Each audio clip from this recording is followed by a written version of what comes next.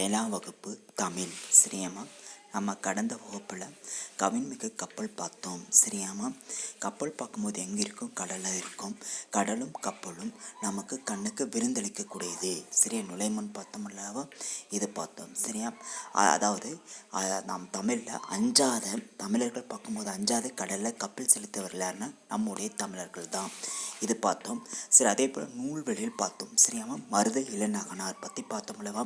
சங்ககால புலவர்கள் ஒருவர் தான். யாருன்னா மருத இளநகனார். சரியாமா? இவர் கலித்தொகையில் 8 தொகை நூல்கள் உண்டான கலித்தொகையில் மருத திணையில் 35 பாடல்களை பாடியவர் இவரே தான். பார்த்தோம்லையா? கலித்தொகையின் மருதத்தின் உள்ள 35 பாடல்களை பாடியவர் யாருன்னா மருதன் இளநகனார் பார்த்தோம். சரியா? இவர் மருதத்தினில் பாடியதனால் இவருக்கு மருதன் இளநகனார் என பெயர் பெற்றதை இதை பார்த்தோம். சரியாமா? அகநானூறு எந்த நூல்கள் உண்டுன்னு கேட்டேன்னு சொல்ல 8 தொகை நூல்கள் உண்டு தான் நம்முடைய அகநானூறு. 400 அகநானூரில் மொத்தம் இடம்பெற்ற பாடல்கள் எண்ணிக்கை 400 பாடலில் நாம் பாடப்பதில் இடம்பெற்றுள்ள கவின்மிகு கப்பல் எத்தனாவது பாடலாக இடம்பெற்றிருக்குன்னு கேட்டேன்னு சொல்ல 255வது பாடலாக இங்கே தரப்பட்டதுன்னு பார்த்தோம். சரியாமா? அகநானூருக்கு 100 பேர் என்னதுன்னு கேட்டேன்னு சொல்ல நெடுந்தொகை 400 கேட்பாங்க. நெடுந்தொகை அழைக்கப்படும் நூல் எதுன்னு கேட்டேன்னு சொல்லுவீங்க. அதே அகநானூறு. இது பார்த்தோம்ல. சரி, 8 தொகை நூல்கள் என்னென்ன அப்படின்னு கேட்டேன்னு சொல்ல நற்றிணை, குறுந்தொகை, ஐங்குறுநூறு, பதித்துப்பற்று, பரிபாடல், கலித்தொகை, அகநானூறு, புறநானூறு. இதுதான் 8 தொகை. அகநானூறு எந்த நூல்கள் ஒன்றுன்னா 8 தொகை நூல்கள் ஒன்று. இதெல்லாம் 1 மார்க் கேட்பாங்க. சரியாமா? இருக்கா? அப்போ கலித்தொகையில் மருதன் இளநகனார் கலித்தொகையில் மருதத்தில் மொத்தம் எத்தனை பாடல்கள் பாடினார் அப்படின்னு கேட்டால் 35 பாடல்கள். இதெல்லாம் வரக்கூடியது. அகநானூருக்கு 100 பேர் என்னன்னு கேட்டேன்னு சொல்ல நெடுந்தொகை. என்ன சொல்லுவீங்க? நெடுந்தொகை. இது பார்த்தோம்ல. சரியா? அடுத்தது கவின்மிகு கப்பல். இது இருக்கா? கவின்மிகு அழகம் மிகுந்த கப்பல். கப்பலுக்கு 100 பேர் நாவாய், படகு, ஓடம், பங்கம் இதெல்லாம் அழைக்கப்படுறது கப்பல் என்ன சொல்லுவீங்க? இதெல்லாம் வழங்கக்கூடிய வேறு பெயர் தான். கப்பலுக்கு வழங்கக்கூடிய வேறு பெயர் தான். சரியா? அதை பாடல் பார்த்தோம் அல்லவா? என்னென்ன பாடல் பார்த்தோம்? உலகு, கிளர்ந்த அன்னம், உருகல வங்கம், புலவு திரை, பெருங்கடல் நீர் இடை போல, இரவும் எல்லையும் அசைவு இன்று ஆகி, விரைசலல் இயற்கை வங்கோல் ஆட்ட, கோடு உயர் திணிமணல் அகன்துறை நீகான் மாட உள்ளெறி மருங்க அறிந்து ஒய்ய. இந்த பாடலை பாடியவர் யாருன்னு கேட்டேன்னா மருதன் இளநகனார். இது பார்த்தோம்னா பாடல் விளக்கம் பார்க்கலாம்லே. சரி, உலகு கிளர்ந்த அன்னம். அப்போ உலகு கிளர்ந்தன என்ன? உலகம் புடைப்பெயர்தல். அதாவது அண்டவெளியில் பெருவிரிப்பு ஏற்பட்டது. பெருவிரிப்பு ஏற்பட்ட பிறகு உலகம் என்னென்னது? அழகிய தோற்றமுடையதாக காணப்பட்டது. நாம் ஆளக்கூடிய பூமி எவ்வாறு காட்சியளித்து முதல்ல பெருவிரிப்பு ஏற்பட்டு அண்டவெளியில் பெருவிரிப்பு ஏற்பட்ட பிறகு அப்புறம் என்னது? உலகம் அழகான தோற்ற நிலையை அடைந்தது. சொல்ல அதுபோல் உலகம் எவ்வாறு அழகான காட்சியளிக்கிறதோ அதுபோல் உருகில வெங்கம். உரு என்றால் அழகு, வங்கம் என்பது என்னது? கப்பல். அவ்வாறு அழகிய தோற்றமுடையதாக காட்சியளிக்கிறது நம்முடைய நாவாய். உலகம் எவ்வாறு புடப்பெயர்ந்தது போல நம்முடைய கப்பலும், கடலில் செல்லக்கூடிய கப்பலும் அழகான தோற்றத்தை உடையது. அழகான தோற்றமுடையதாக நமக்கு காட்சியளிக்கிறது. கடலில் செல்லும்போது கப்பல் எவ்வாறு நமக்கு காட்சியளிக்குதுன்னு கேட்டேன்னு சொல்ல அழகான தோற்றமுடையதாக நமக்கு காட்சியளிக்கிறது.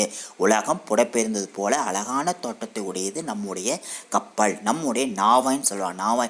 நாவாயனும் கப்பல் தான் குறிக்குது. பங்கம், நாவாய் இருக்கா, ஓடம், படகு இதெல்லாம் என்னது? கப்பலுக்குரிய வழங்கக்கூடிய பெயர்கள் தான். இருக்க அழகான தோற்றத்தை உடையது. கடலில் செல்லக்கூடிய கப்பல் அழகான தோற்ற உடையதாக நமக்கு காட்சியளிக்கக்கூடியது. இது உரு என்றால் அழகு. பங்கம் என்றால் என்பது பொருள் என்னது? கப்பல். பங்கம் என்பது பொருள் கப்பல். உருகு என்றால் என்னது? அழகு. சரி, புலவு திரை, பெருங்கடல் நீர் இடை போல. புலவனானது நாற்றம். புலால் என்பது விரைவாக்க சொல்லலை. இது புலவு என்பது புரியல இருந்துக்கலாம். புலால் என்பது பொருள் நாற்றம். இதில் நாற்றம் உடையது. அப்போ நாற்றம் என்னது? மீன் நாற்றம், வண்டு நாற்றம். அப்போ அலைகள் கரையோரத்தில் ஒதுங்கும் போது என்ன நாற்றம் உடையதாக இருக்குது? நீர். அப்போ மீன்களுடைய நாற்றம் உடையதாக இருக்குது. கவர்ச்சி நாற்றம், வண்டுடைய நாற்றம் உடையது.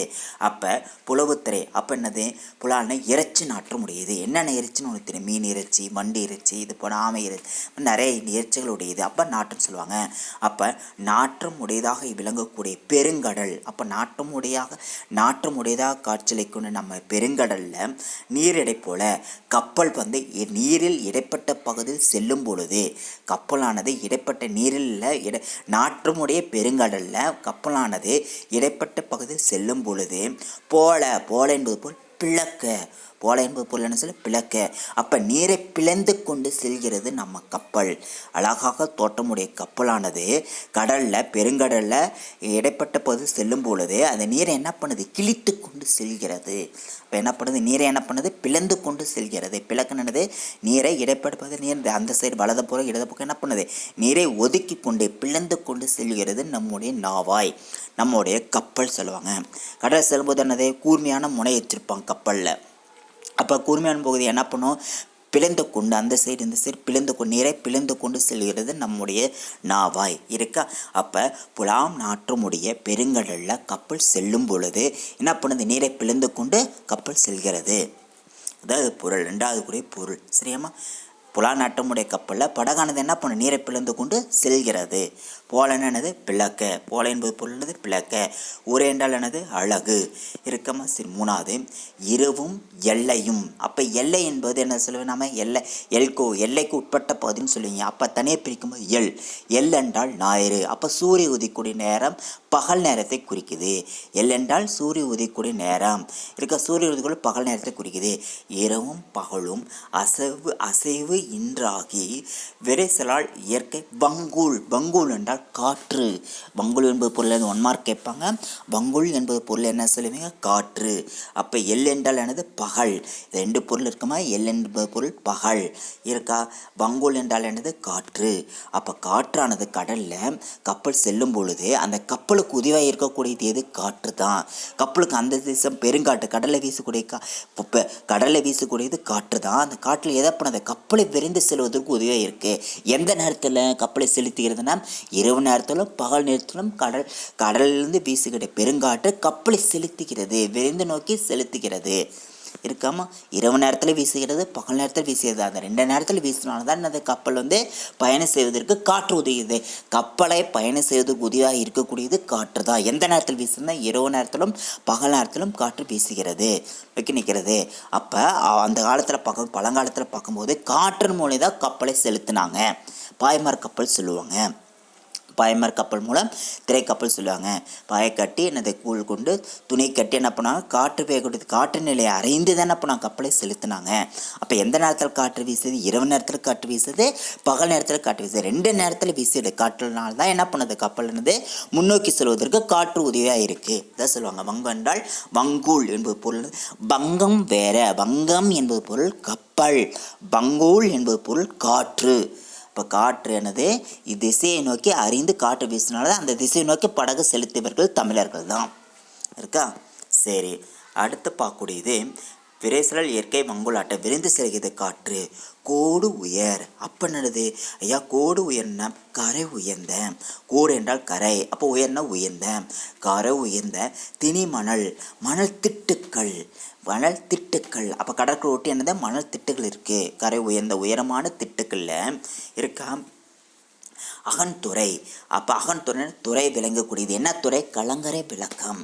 ஏன்னா துறை எது கலங்கரை விளக்கம் வீட்டு இருக்குது. கலங்கரை விளக்கு எங்கே இருக்குது கரை உயர்ந்த மணல் திட்டுகளை கலங்கரை விளக்கு வீட்டு இருக்குது. இந்த கலங்கரை விளக்கு எங்கே வீட்டிருக்கு உயரமான கரை உயர்ந்த உயரமான மணல் திட்டுகளை அழகாக நமக்கு கலங்கரை விளக்கம் வீட்டிருக்கக்கூடியது. அதுதான் நீகான் என்பது என்னது நாவாய் ஓட்டுபவான் மாட உள்ளெறி அப்போ கலங்கரை விளக்கத்திலிருந்து எரிப்படுகிற ஒளி என்ன பண்ணுது ஒளியானது மருங்கு அறிந்து ஒய்ய. அப்போ நாவாய் ஓட்டுபவன் அப்போ திக்கு திசையை தெரியாமல் கப்பல் ஓட்டுவான். அப்போ ஓட்டும் பொழுது அந்த கலங்கரை விளக்கு ஒளியானது தம் கண்ணுகள் புலப்படும் பொழுது நாவாய் ஓட்டப்படும். நமக்கு இடம் தெரிஞ்சிருச்சு. அப்போ கலங்கரை விளக்கு ஒழுக்கம் நமக்கு தெரிஞ்சிருச்சு. அப்போ அந்த நாவாய் ஓட்டுபவன் என்ன பண்ணுவான் கலங்கரை விளக்கத்தின் வெளிச்சத்தை அறிந்து என்ன பண்ணுவான் படகை செலுத்துவான் இருக்கா. அந்த இடத்தை நோக்கி கலங்கரை விளக்கு நோக்கி நம்ம பாதுகாப்பட வந்துருச்சு. மணல் திட்டுகள் வந்துருச்சு. கரை உயரமான இது வந்துருச்சு. அதனால பயப்பட தேவையில்லைன்னு சொல்லி என்ன பண்ணுவான் கலங்கரை விளக்கு ஒளியை கொண்டு என்ன பண்ணுவான் அந்த இசையை நோக்கி நாவாய் விட்டு போனோம் படகை செலுத்துவான் கப்பலை செலுத்துவான். இதுதான் வங்களை செலுத்துவான். இதுதாம இந்த பொருள். இது பாடியவரார் மருதன் இளநகனார். என்ன பொருள் சொல்லியிருக்கான் பாரு. பாடல் பொருள் என்ன சொல்லுவோம் உலகம் புடைப்பெயர்ந்தது போன்ற அழகு பொருந்திய தோட்டத்தை உடையது நம்முடைய நாவாய் இருக்காமா. அது புலால் நாட்டமுடைய அலைவீசு பெரிய கடலில் நீரை பிழிந்து கொண்டு செல்லும் இருக்கா. இரவும் பகலும் ஓரிடத்தில் தங்காமல் வீசுகின்ற காற்றானது நாவாயை அசைந்து செலுத்தும். காற்று தானே அப்போ நாவை அசைத்து செலுத்துகிறது காற்று தான். உயர்ந்த கரையுடைய மணல் நிறைந்த துறைமுகத்தில் கலங்கரை விளக்கத்தினால் ஒளியாகிய திசை அறிந்து நாவை விட்டவன் நாவை செலுத்துவான். அப்போ அந்த ஒளி என்ன பண்ண கரை உயர்ந்த கலங்கரை விளக்கத்தில் வரப்படும் ஒளியானது எனது நாவை விட்ட பொண்ணுக்கு மிக பாதுகாப்பு இருக்கக்கூடிய இடம் இதுதான் அப்படின்னு சொல்லி அறிந்துட்டு என்ன பண்ணுவான், படகை நான் துறைமுகத்தை நோக்கி செலுத்துவான். இதுதான் பொருள் இருக்குமா. பாடல் பார்க்கும்போது கடினமாக இருக்கு, ஆனால் பார்க்கும்போது எளிமையான வார்த்தைகள் இருக்கு.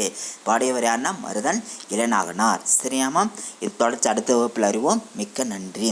அதாவது பார்க்கும்போது சொல்லும் பொருள் இருக்கா, சொல்லும் பொருளை அடுத்த வீடியோவில் அறியலாம். சரியா. மிக்க நன்றி.